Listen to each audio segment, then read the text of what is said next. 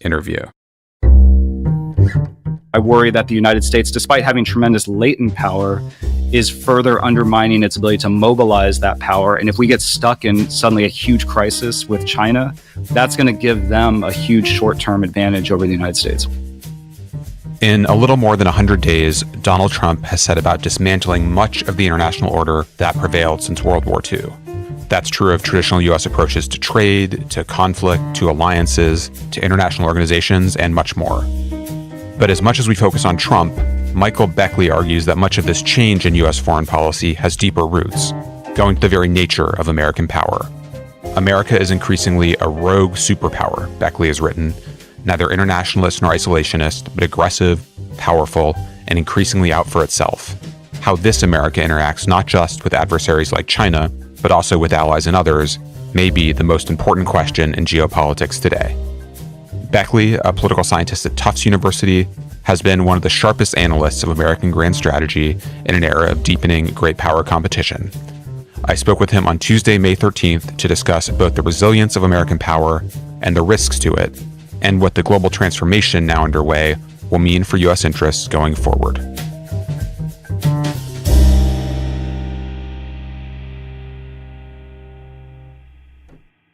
Mike, great to have you here. It's great to be with you, Dan. Thanks so much. You've written a string of truly magisterial essays about geopolitics and America's geopolitical position over the past several years in foreign affairs. They pretty consistently manage to pull off the tricky task of both addressing events of the moment while also stepping back and providing historical and theoretical perspective that changes how we think about events of the moment. So it's a really uniquely worthwhile body of work, and people should go back and read all of it. I've gone and done that over the past few days, and I've been struck that one through line in all of your work is the way you grapple with the nature of American power. It's true in both the past and present, its prospects for the future, and also the challenges that U.S. power faces from competitors, especially China. As you watch President Trump and the Trump 2 foreign policy that is, symbolically and perhaps confusingly taking shape, how would you describe Trump's understanding of American power, and what does it get right and wrong in your view? Well, Dan, I've lived in the New York area for many decades, and I think if you know real estate guys, his foreign policy seems to be a bit more intelligible. The idea of opening high with a big demand, something like 145% tariffs, and then negotiating down from there, testing boundaries and floating crazy ideas that just might stick, whether it's annexing Canada or taking over Gaza and turning it into a casino and resort. And if it doesn't stick, then it's just a big joke. And at the end of the day, all press is good press, and especially no squatters, making sure that allies have to pay their fair share. I think there's these distinct Trumpian elements to U.S. foreign policy right now. But as I try to spell out in the piece, he's not just a sole architect of this pivot in American foreign policy that I see going on. I think he's also latched on to some long-term structural trends that have been driving the United States in a more independent direction. I want to ask the same question of, I suppose, President Biden, though perhaps Biden is emblematic of a certain kind of American political establishment view of American power. I'm struck by a line of yours in a recent piece that was called The Age of American Unilateralism, in which you wrote that, quote, the American-led liberal order has outlived its original purpose, growing into a maze of burdens and vulnerabilities. Biden and those like him would probably still defend that order, and Biden certainly did when he was in office. Yeah, I think rhetorically, certainly the Biden administration was, but they had elements that I think differed very much. So, for example, the high tariffs and investment and export controls on China, that's a very different position from the previous strategy of trying to integrate China into the order. I think the Biden administration also put pressure on allies to bear more of the burden, especially after the outbreak of the war in Ukraine. They obviously didn't do it in nearly the same kind of hostile way that Trump has. But I also just see the Biden presidency as not necessarily an aberration, but as a pause before this turn towards a more unilateralist American position. So I think people reacted to Trump in the first administration. There was a narrow victory for the Biden team. But as we've seen, Trump increased his vote share with many Americans. Foreign policy wasn't the main driver of that, but I don't think they were necessarily impressed by the Biden foreign policy record. Whether that's fair or not remains to be seen. I see Biden as sort of a pause in this broader turn, but also if you look more closely, there were a number of parallels. And even in foreign affairs, there's articles talking about the Trump-Biden-Trump policy, and I tend to view things very much in that line. We'll come back to the Trump foreign policy later in this conversation, but I want to go back to a piece that you wrote right at the beginning of the year that was in our January-February issue. Is called "The Strange Triumph of a Broken America." And it was in some ways a kind of net assessment of where U.S. global standing was at the end of 2024. But it rests on what you call the paradox of American power, that we have this, incredibly dysfunctional period in our country domestically and politically. Bob Gates wrote a piece in Foreign Affairs a couple of years ago that was called "The Dysfunctional Superpower." But your piece tried to look at this combination of domestic dysfunction and what has actually been a pretty successful few decades for America on the global stage. If you look at its economic standing, its alliances, all these other measures that you go through in the piece, what is the case that, in this period that it's not exactly been a golden age of American statecraft, that the U.S. position has in fact done pretty well? And what is the paradox that underlies that in your view? Yeah, there are statistics on both sides of the ledger. The ones that suggest the U.S. is doing well is just basic things like its share of the world economy, which is at currently 26%, which is the same as in the 1990s. I mean, it's basically been the same since the late 19th century, with the exception of right after World War II, when it surged to 50%. If you look at per capita incomes, I remember growing up in the 80s and 90s when everyone thought Japan was going to eat America's lunch, and the Japanese incomes were 50% higher than American incomes. Now American incomes are 140% higher than Japan's. If Japan were a U.S. state, it would be the poorest behind Mississippi. So just in terms of sheer wealth, the United States is doing relatively well, even if that wealth is not fairly distributed within the United States. And then also, the United States is a different kind of great power because it's really a hub of a lot of other areas. It exercises structural power. So it has 70-something alliances around the world. And so countries have their militaries and their security tied to the United States. The dollar's role obviously gives the U.S. Treasury Department the ability to impose crippling sanctions. The U.S. accounts for something like 45% of the arms market, which means other countries have to get their weapons and are kind of locked into this ecosystem from the United States. And as the largest energy producer, the U.S. controls a vital commodity, and it has really the only navy that can patrol sea lanes far from its borders. So the United States has all of these forms of structural power that in many cases have actually gotten stronger in some ways, with alliances expanding, the U.S. going from a major importer of energy to the dominant producer in the world, and the dollar's role basically staying right where it is. So there's a whole range of areas where the U.S., I would say its latent power, the resources it could mobilize and deploy for foreign policy purposes, are massive. We can get into some of the weaknesses because I think in terms of the mobilization of those resources, there are severe weaknesses that are endemic to the U.S. system, in fact. In some ways, as you describe it, that paradox also explains some of the failures of American statecraft. You have this phrase in the essay, hollow internationalism, and you point out that the size and wealth and diversity and small L liberal nature of U.S. society drives us to be kind of globally active, but at the same time, our geography and wealth and the structural factors you were going through give us a sense of detachment and distance. And that leads to what I think you would see as some of the failures of U.S. foreign policy over the last couple of decades. Yeah, so the U.S. has these enduring advantages just geographically, a continental-sized territory that's packed with resources and two coastlines that link the U.S. to the richest parts of Eurasia. You have relatively decentralized institutions that allow for a big private sector to flourish and to boom. And because the United States is such an attractive place, you have high demand for immigrants trying to get into the country. So the U.S. has been able to renew its population over and over again. But those same features also make a coherent foreign policy difficult because, for one thing, you have so many different interest groups that are placing demands essentially on the government to do this or have a policy on everything. You have immense polarization and partisanship, which means like half the team is rowing in one way and half the team is rowing the other way, and there's no coherence behind foreign policy. And you have an openness to trade and to immigration, at least in recent history, that means there's tremendous churn in American society with new people coming in, openness to trade, and industries either being outsourced or propping up, and a lot of creative destruction going on. And so as a result, you often get, as you phrase it, hollow internationalism, where the U.S. will have a policy on everything, and in fact will make high demands of other countries, but then really struggle to mobilize either the military, diplomatic, and economic resources to try to actually see those things through. And so you get a lot of cheap talk. Instead of building up the big stick and talking softly, the United States often does the opposite, whether it's saying we're going to defend Taiwan as President Biden did, but then having relatively low levels of military spending and only 2 military bases within 500 miles of Taiwan, and many other examples where the U.S. has really stuck its neck out without the resources to back it up. So if in that piece, The Strange Triumph of a Broken America, you kind of took stock of where things stood before Trump started, and as you noted, that despite all of the changes over the last few decades, quoting you here, current trends are solidifying a unipolar world with the United States the sole superpower surrounded by declining great powers and a periphery of middle powers, developing countries, and failing states. So that's where we were at the beginning of this year. I think it's probably safe to say, without getting overly partisan about this, that we're seeing a new degree of dysfunction in our own political system and society, with the added layers of disruption and destruction from the administration and Elon Musk and Doge and everything else. Are you worried about some of the kind of structural sources of that power, the sources of that triumph in some sense, as you look at the way that our own politics are changing over these last months?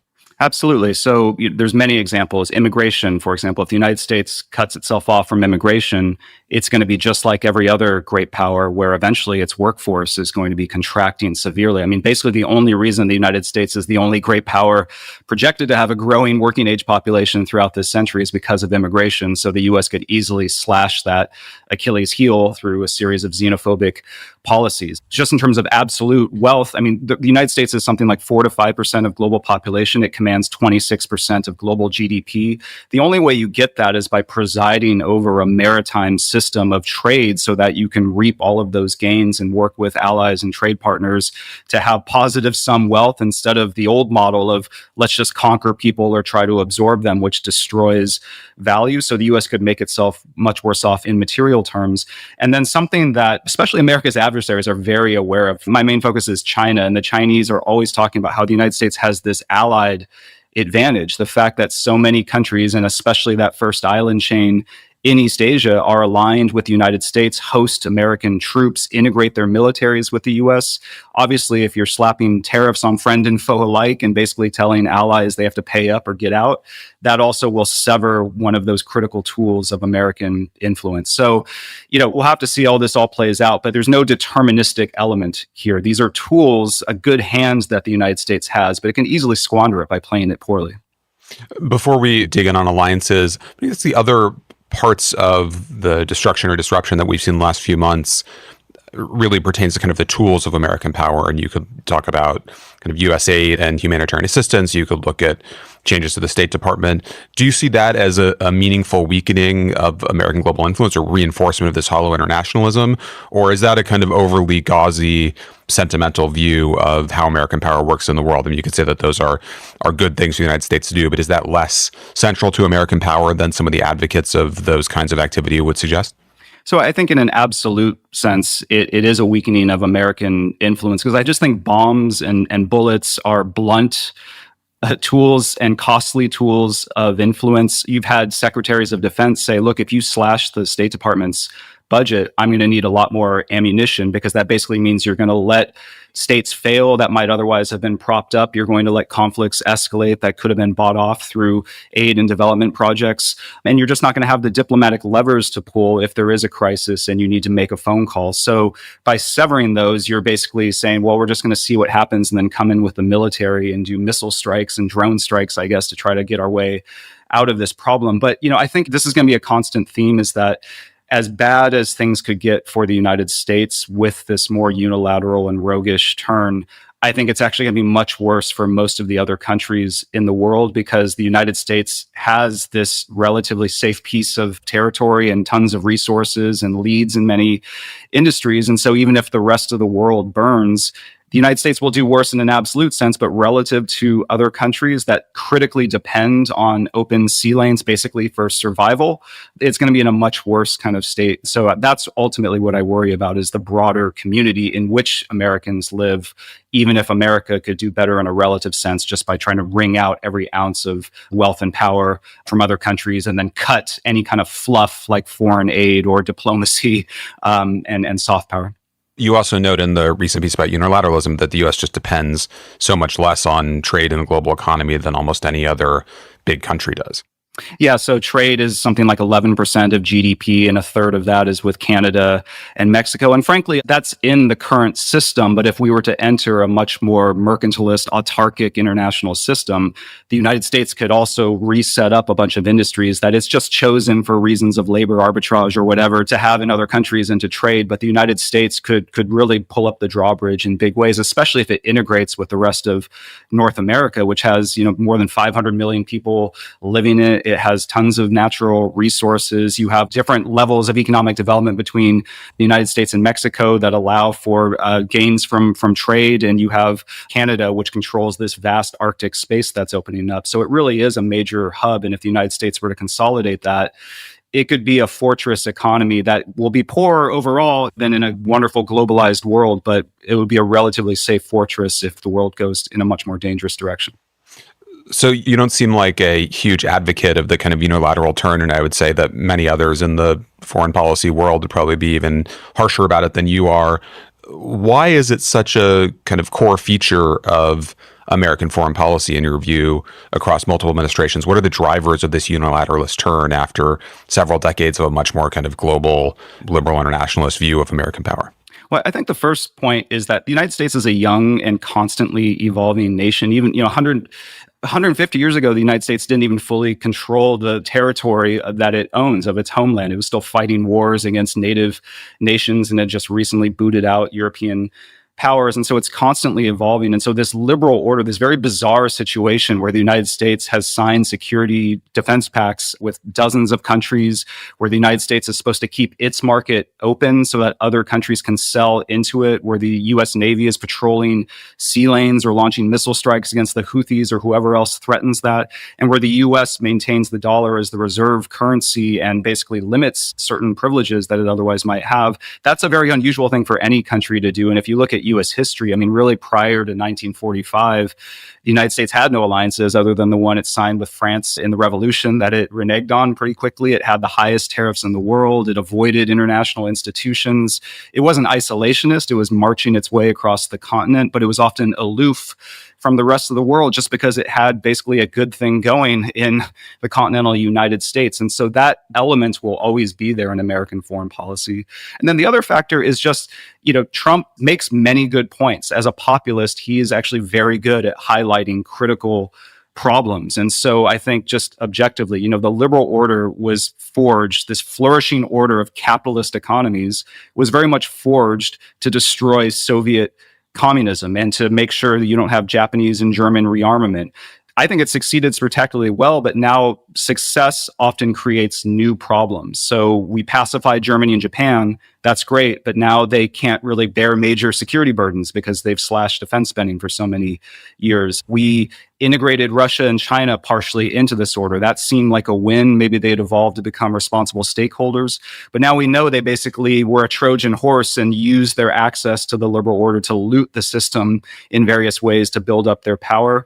The US sponsored all these international institutions, and the number of countries just tripled since 1945 because a country like Singapore or South Korea or Saudi Arabia can really only thrive when you have an open global liberal order. So you have all these countries popping up, which just means a lot more veto points in the international institutions. So places like the UN have basically become stalemated, or they're just arenas for anti-American posturing.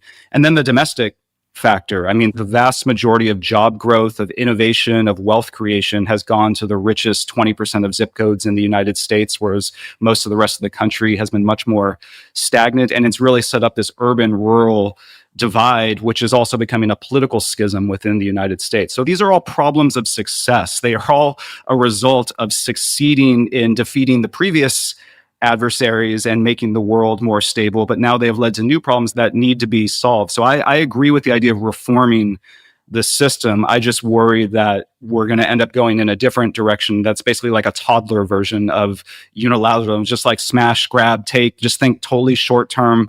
It's like the guy that only takes care of his house and has no thought that the broader community that his house is living in actually has an effect directly on his own livelihood. That could be the kind of route that is sort of the worst case scenario if we keep going in these ways. But without endorsing the Trump alternative or the Trump vision of a replacement, it does seem clear to you, I should note we're having this conversation just a few days after the 80th anniversary of the end of World War II in Europe, of VE Day, that the order that grew out of U.S. victory in World War II, the liberal international order, as we call it in our pages, frequently is gone. Whether that's a good thing or a bad thing, you think that order is finished?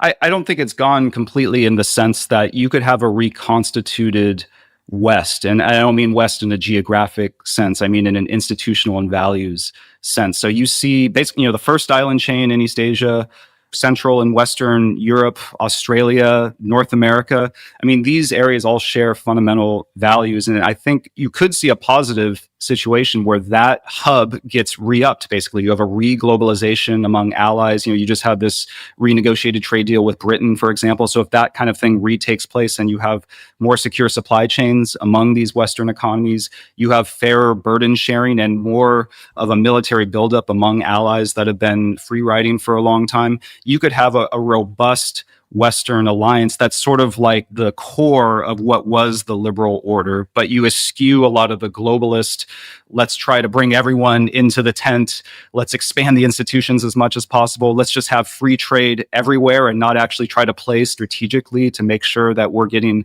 a fair end of the deal.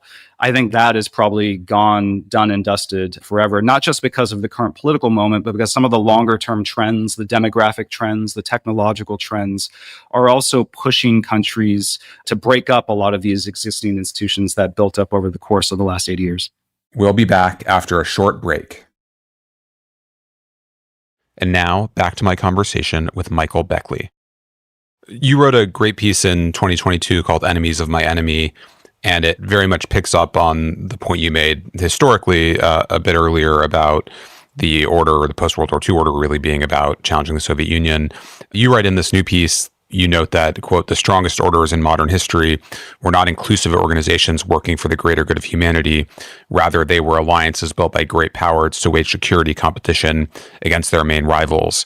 As we apply that logic now, that suggests that a bloc of countries, the reconstituted West, as you just put it, will come together to counter China. When you talk to people in the Trump administration, they would say, look, we can beat up on our allies quite a bit. We can tariff our allies and economic partners and renegotiate new deals with them. And they're still ultimately going to side with us against Chinese power because the interests are so clear.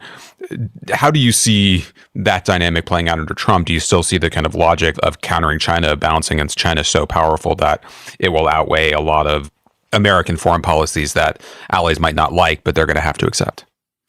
I would make 2 points. One is your coalition is going to be smaller if you just rely on the hostility of your adversaries to scare people into being on your side. If you're the lesser of two evils, people are only going to side with you just out of grudging necessity. So yes, the Taiwanese may have few choices. The Ukrainians may have few choices. Japan may have few choices. But a lot of other countries that you're going to rely on that are not directly on the front line can hedge or maybe even bandwagon with the other side if the deal is good enough. And certainly Beijing has many cards to play to try to buy off partners from the United States so that they're at least neutral if don't side with Beijing. The other aspect is, what type of coalition do you want to build? Because if you just come in as a rogue superpower and just assume countries will eventually join your side because they hate China and Russia so much, they might do so in ways that also are not great for you. So if they don't trust you, like if you're Japan or South Korea,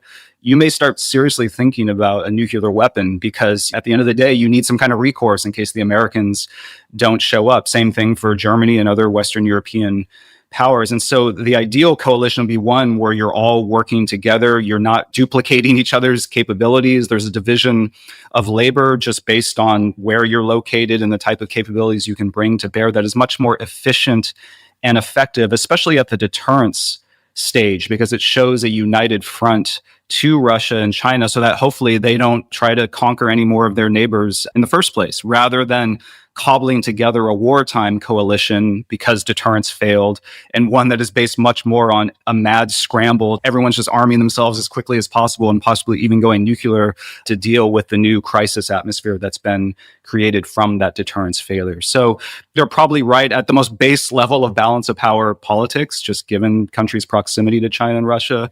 But there's a vast difference between the type and size of coalitions that could be constructed with a much more constructive U.S. foreign policy. As you've watched other countries adjusting to the second-term Trump administration in the last few months, where do you see meaningful hedging or bandwagoning? Where do you expect to see it in the months ahead? I realize it's very early, and what the EU-China relationship looks like in 6 months is very hard to say. But as you've watched what we've seen so far and look ahead, what do you imagine will make a difference? Yeah, so I mean, you're seeing Europe try to build up their military capabilities. You also saw, a welcoming of Chinese diplomats to maybe probe the idea of reopening trade talks. And so there is some limited hedging there, but I think it's less that any country will completely side with Beijing, for example, but it's more that they're just not going to participate. If the United States needs to impose sanctions because there's some kind of crisis and they need to impose sanctions on China, are Western European powers going to do that if the United States has just completely snubbed them and threatened to pull out of NATO and is basically just pulling out when there's the largest war going on the continent since World War II? I'm not so sure. And this is why, folks who basically just want to pull everything that the United States has out of Europe and focus solely on Asia, I think are missing the idea that the pivot to Asia also needs to run through Europe, because you want to marshal every element of comprehensive national power to deploy against Beijing and ideally not have to rely solely on the military instrument. And the only way you do that is by getting all these very wealthy, powerful countries on your side diplomatically and from an economic perspective so that you can then do collective bargaining with Beijing. So I think it's just the lack of proactive measures to help with that mission that will be the major casualty of the sort of hedging that we are likely to see if the United States basically has no time and provides no support from any of its allies. So when you listen to what may be the most coherent kind of ideological current of the administration's foreign policy, which is really the kind of prioritizers, the people who think we need to dramatically cut down on commitments in Europe and the Middle East or elsewhere so that we can focus on Asia. You hear this from J.D. Vance, you hear it from Bridge Colby, the Undersecretary of Defense for Policy, who's been driving this message for a long time. You see that as a misunderstanding of strategy and how it's going to play out over the next few years. I see it as an overwhelming focus on fighting a war or trying to basically marshal up to get ready to fight a war with China and just saying, this is going to happen soon. We got to just put as many military assets, even if they're not directly relevant, like Stinger missiles. Is that going to really be decisive in the Western Pacific? Probably not. And I think it misses that ideally we want to avoid the war. And there's other aspects to this negotiation. We are trying to reorient supply chains away from China or get China to back down on some of its mercantilist policies. You need to do that by marshaling a big community of rich Western economies all together saying, look, if you don't change certain of these trade distorting measures, that we're going to basically cut you out of these supply chains. So you have to work with them on the economic aspect. And same thing with the diplomacy and the deterrence, showing that basically sanctions and possibly even multilateral military cooperation are preloaded into the situation. That requires doing this diplomacy with allies from multiple different regions. I mean, the United States, if there's a massive war with China, presumably the United States is going to want to try to cut China off from oil and energy. Making sure that you're working with allies in the Middle East and Europe, I think, would be critical to that kind of theater widening strategy. And the United States is a maritime power. If you're a maritime power, you don't want to engage the continental power at their strongest point just solely with the military instrument. You want to open up new fronts and overstretch their forces and, frankly, try to rent partners who are going to do a lot of the heavy lifting for you on the ground. All of that requires moving beyond what I see as a myopic focus on like transferring some missiles from one area to another or making sure that a carrier battle group is not stuck in the Mediterranean and really focusing on the long-term coalition building before the war breaks out. Let's linger for a bit on decision-making in Beijing, because so much of your academic and analytical work has focused on China over the years. As you've watched the Chinese leadership's response to Trump over the last few months, what has struck you in their move so far? And do you see a kind of coherent strategy behind it? Do you see a theory of the case in Beijing as they try to make sense of Trump? They're trying to spin it like a big win that Chairman Xi stood up to the United States and the United States came crawling back. I actually see it as the opposite. The Chinese very much realize that They depend heavily on exports. Their whole economic model is using subsidies to prop up manufacturing industries and then dump them internationally. And so if the United States is going to slap 145% tariffs on them and basically embargo China, that's going to be absolutely devastating for China's economy at a very difficult moment when it's already dealing with demographic issues, with massive debt, with the meltdown of the property sector, which has erased trillions of dollars from the wealth of the Chinese people. So I think they need some economic reprieve because they're gearing up to try to accomplish big geopolitical objectives. Xi has made pretty clear that it's just a question of when, not if, China tries to unify Taiwan. He's staked out claims in the East and South China Seas. He's been picking a fight with India. And so the last thing that Xi needs to deal with is also an economic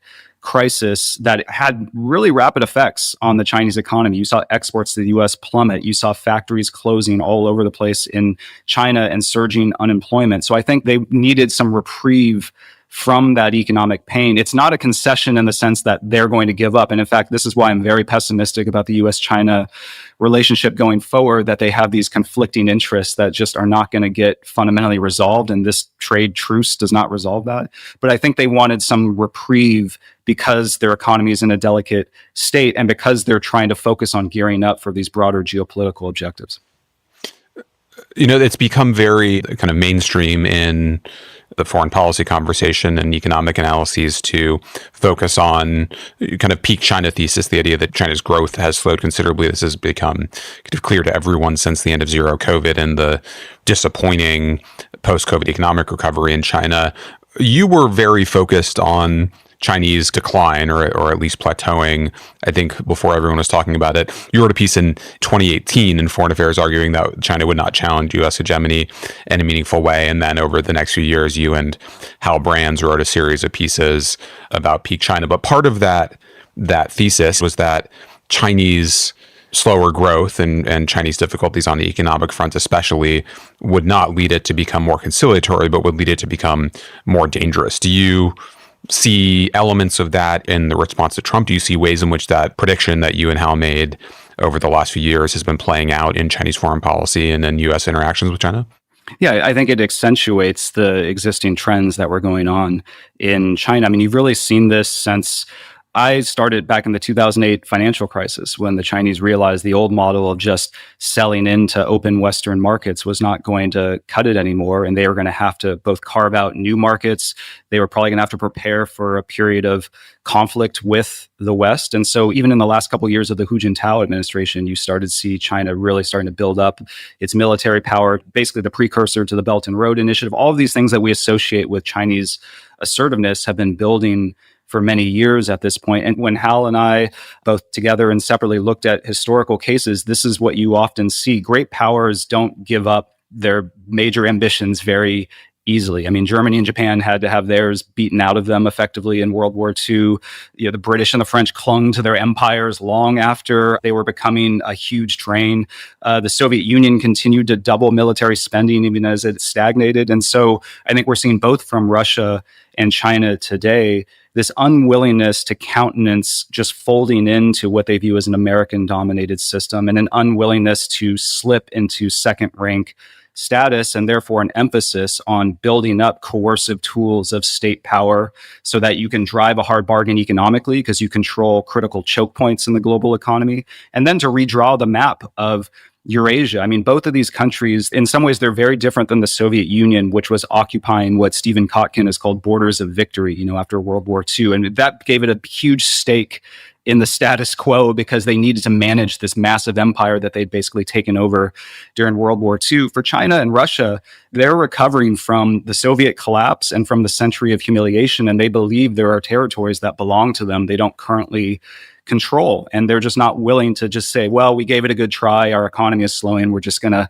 fold into the existing order. No, we're going to push ahead on the military and economic coercive front to try to make this a reality and hopefully reset those long-term economic trends in addition to accomplishing geopolitical objectives through this big push. So we've seen this happen throughout history. Unfortunately, I think both China and Russia today fit the bill of these classic peaking powers today. Is anything that has happened in Washington in the last few months changing that assessment of the balance between U.S. and China? I mean, whether that's the ways in which the United States is kneecapping itself, whether on immigration or on, investment in basic science or all the kind of ingredients of our own innovation and tech ecosystem, or the ways that Xi is kind of using this as an opportunity to push through certain kinds of economic reforms and changes that he had resisted for a long time. Has that changed your sense of China's trajectory at all? Yeah, especially relative to the United States. Because what I worry about, this was kind of the point that Hal and I made, which is in the long term, if present trends continue, we're looking pretty good. But we may all be dead in the short term because China is moving fast and can really mobilize tremendous resources. They're pumping out missiles and combat aircraft and warships at 5 to 6 times the American rate. I would recommend readers look at Barry Naughton's work on China's industrial policy, how they've been building up, spending trillions, propping up these strategic industries, spending twice as much as any other country, even as a share of its giant economy, and has carved out dominant positions in critical choke points, whether it's run-of-the-mill computer chips or rare earths or all these different industries that you hear so much about. And so the United States right now, under the Trump administration, seems to be focused so much on the tariff and trade aspect while potentially gutting some of the major domestic investments in long-term science and research and development, and especially in the ability to build out and produce lots of critical pieces of hardware to mine and refine rare earths that empower so many other industries, to build ships in case there is a big maritime confrontation with China. And so I worry that the United States, despite having tremendous latent power, is further undermining its ability to mobilize that power. And if we get stuck in suddenly a huge crisis with China, that's going to give them a huge short-term advantage over the United States. Does that in some ways make things more stable? If I'm sitting in Beijing looking at this, I see China's long-term prospects is perhaps a bit better than I did 6 months ago. Maybe that makes me a little less likely to recommend precipitous action in the near term. I worry about the opposite. I think it makes them look at the United States as both hostile but also vulnerable. And this looks similar to me to how the Imperial Japanese looked at the United States. So the United States made very clear they were against Japanese expansion in East Asia, but then didn't build any fortifications in the Western Pacific, really slashed naval spending and just kind of focused inward. And so the Japanese said, you know what? I think if we punch these Americans hard enough, they may fold like a house of cards, or we can at least pull off a fait accompli and really build out our power and expand our empire in East Asia. I worry for the Chinese. They're looking at a U.S. that currently can't build a lot of ships, that has very low munitions stockpiles, that is critically dependent on rare earths, where they control 90% of the refining, and so would run out of all kinds of components and the ability to reconstitute its forces. But then they look at the longer term trends and they say our population is projected to collapse in half sometime between 2060 and 2100. This is going to hit us just in the next 10 years, where we're going to lose 70 million working age adults and gain 120 million senior citizens. The property sector, which was about 30% of our GDP, is melting down, and we have massive debt. So it seems like we have the short-term advantage. The long-term seems much more unsure, and we don't want to let these trends play out. So this seems like an opportune moment. And just most importantly, Xi Jinping doesn't also seem like the most modest leader in the world. He's getting up there in age, in his early 70s. And so I think he's also thinking about his legacy and what he wants to leave behind. And I'm not sure he wants to go down in history as the guy that presided over the stagnation of China's economy and missing this potential historical moment. After a couple of years in which most observers have, I think, shared the sense that you were making the case for, 5 or 6 years ago, that China is kind of stagnated economically and otherwise, I think the debate started to turn a little bit. In our pages recently, Kurt Campbell and Rush Doshi, two of the senior China policymakers in the Biden administration, made the case that we are underestimating China, that China has greater strengths than we think. I think you and Kurt and Rush would probably agree on many of the policy recommendations, but the diagnosis is different. What do you think that argument that we're underestimating China is missing? I actually see them as compatible, and it's similar to what I was pointing out a second ago, namely that Their argument, as far as I take it, is that China is really good at scale. So they can mass produce things, which means the United States now depends on China for a lot of high volume manufactured goods, whether it's the rare earths or low cost electronics or base chemicals or certain pharmaceuticals that are all just embedded in daily life and industrial supply chains. And so I think that can be true because China has orchestrated that through its Made in China 2025 program, through its massive subsidies.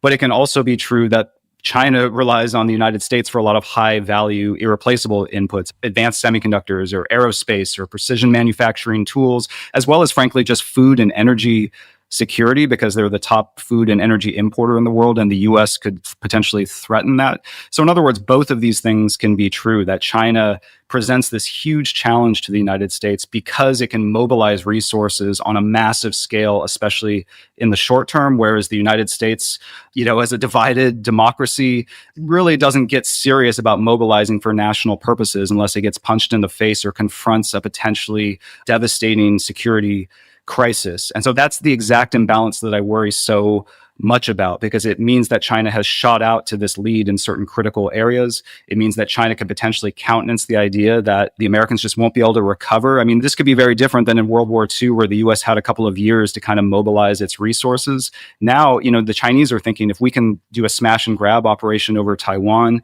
and by the way, we've seeded a lot of malware in American critical infrastructure that could further disrupt their ability to mobilize if there is a crisis. That's the kind of short-term, long-term imbalance that I worry so much about. And I think is basically consistent with both of those takes, even though they're often portrayed as sort of competing arguments in foreign policy journals. You've argued persuasively that there's not any kind of permanent accommodation between China and the US, at least not in the medium term. You made that point in a piece a few years ago called Delusions of Détente in our pages, where you talked about the US and China being enduring rivals and why that's likely to persist. But you've also, in various places, accepted that diplomacy and, real kind of strategic interactions are a meaningful part of this and a kind of necessary part of American foreign policy. How do you kind of think about the equilibrium between the US and China? What would the best case relationship look like that would prevent some of these catastrophic outcomes that you've been describing today?